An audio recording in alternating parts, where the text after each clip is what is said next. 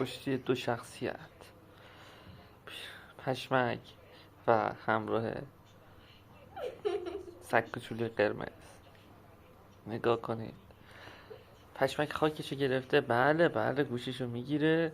نگاه کنید، نگاه کنید، داره گازش میگیره. بعد دمش گرفت،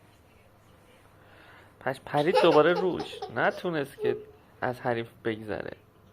با حریف داره رفاقت میکنه، مثل اینکه پشیمون شد.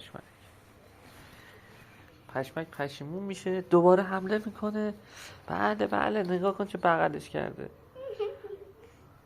این. و پشمک از پاهاش هم استفاده میکنه، نازش هم میکنه. با هم دوست شدن مثل اینکه، ولی کلش گاز میگیره.